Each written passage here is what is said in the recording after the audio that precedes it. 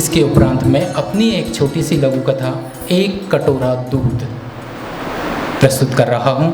Kitchen से बर्तन गिरने की आवाज़ आई तो सरला ने कहा, क्या हुआ बहू? आशा ने किचन से ही कहा, मम्मी बिल्ली ने दूध झुटाल दिया है। सरला ने फिर चिल्लाते हुआ, कब से कह रही हूँ दूध फ्रिज में रख दे, लेकिन हमारी घर में सुनता कौन है। तभी दादी माँ बोली, क्या हुआ बहू? सरला ने जवाब दिया, बिल्ली ने दूध खराब कर दिया। दादी ने सांस भरते ऊंची आवाज़ में कहा, अरे एक कप दूध दवाई के लिए लेती हूँ, लेकिन वो भी बिल्ली को झुठला दिया। आजकल की बहू कुछ संभाल कर नहीं रख सकती। तभी सुधीर घर में आ गया। घर में आते ही शोरगुल की आवाज़ सुनाई पड़ी। क्या हुआ दादी? दादी ने कहा, तेरी दुल्हन ने बिल्ली से दूध झूठा करवा दिया। सुधीर ने सिर पकड़ते हुए कहा, दादी वैसे भी ऑफिस के टेंशन कम नहीं है कि घर का टेंशन दे रहे हो। मैं बिल्कुल दूध लाने के मूड में नहीं हूँ। इधर किचन से आशा ने कटोरा उठाकर एक घूंट दूध पिया और तुरंत अपनी मम्मी को फ़ोन लगाकर बोली, मम्मी ऐसे करके मुझे एक घूंट नहीं पिया जाता, मैं ऐसा नहीं कर सकती। जैसे ही फ़ोन करते हुए वह किचन की दूसरी ओर पलटी तो सामने सास सरला खड़ी थी। आशा के देखते ही हाथ कांपने लगे। सरला ने आशा के हाथ से मोबाइल लेकर कहा, बहू तुझे दूध पीना ही था तो मुझसे बोला होता। पोता या पोती तो हमारे ही होंगे ना। कल से तेरे लिए एक कटोरा दूध अलग से मंगवा लूँगी। कटोरा का दूध आशा के मुँह से लगाकर कहा, तुझे जब तक दूध पीना है पी, बस जच्चा बच्चा स्वस्थ रहना चाहिए। धन्यवाद।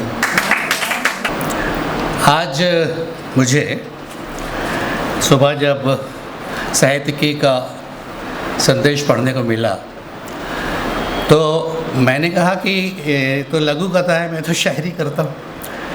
बहरकैफ मैंने, चूँकि मैं नावल लिख रहा हूँ अभी इन दिनों, उसका नाम है शातिर शिकारन। हिंदी और उर्दू दोनों में आएगा। मैं शातिर शिकारन, जो हायर सोसाइटी की बॉम्बे और बड़े महानगरों की लेडीज़ हैं, करोड़पति, उन पर है। तो मैंने कहा कि क्या मैं लघु कथा नहीं लिख सकता? वाह। फिर मैंने आज पहली लघु कथा लिखी, बधाई हो, और आप लोगों के सामने पेश कर रहा हूँ। इसका श्रेय साहित्यिकी को जाता है, आप सबको जाता है। बहुत ही जदीद यानी एकदम मॉडर्न विषय मैंने उठाया है। देखिए, इसका शीर्षक है मुझे माँ बनना है। मुझे फेसबुक की एक महिला मित्र का संदेश आया। मुझे फेसबुक की एक महिला मित्र का संदेश आया, मैं आपके बच्चे की माँ बनना चाहती हूँ। मैं आपके बच्चे की माँ बनना चाहती हूँ। मैसेज पढ़कर मुझ पर अजीब सी कैफियत तारी हो गई। कुछ देर मुझे यूँ लगा जैसे मेरे चारों तरफ बड़े कांटों और सुर्ख फूलों वाला कैक्टस का एक जंगल उगाया है। मेरी उंगलियों के चारों तरफ उन कांटों ने ऐसा अहाता किया कि मैं कीबोर्ड पर जवाब में कुछ भी टाइप न कर सका।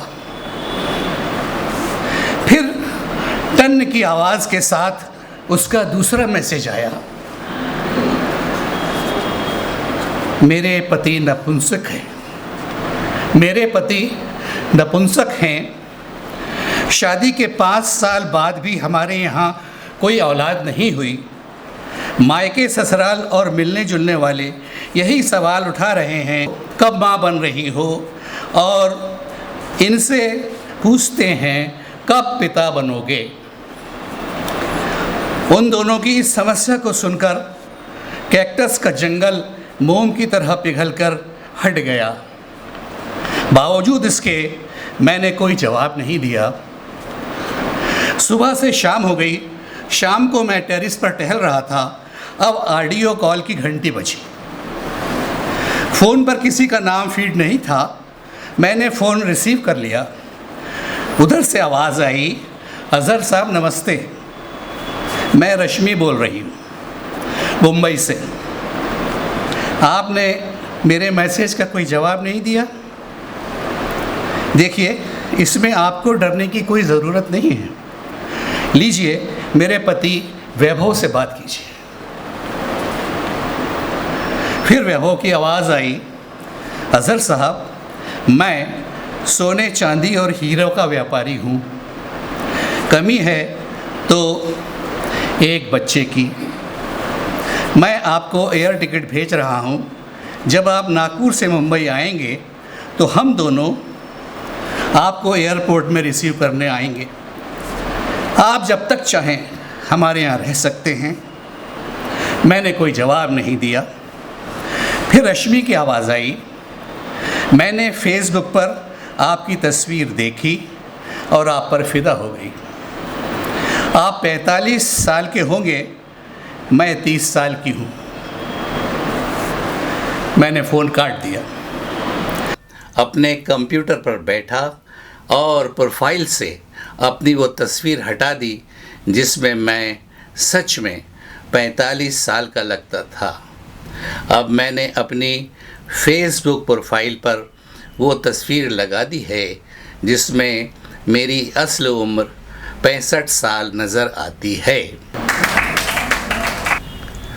बावजूद इसके उन दोनों के मैसेज तकरीबन 1 साल तक आते रहे। मैंने कोई जवाब नहीं दिया। जवाब न देना एक तरह से अनैतिक था। मुझे जवाब देना था, लेकिन माँ बनने के उनके इस अनैतिक प्रस्ताव का मैं क्या जवाब देता। धन्यवाद, शुक्रिया।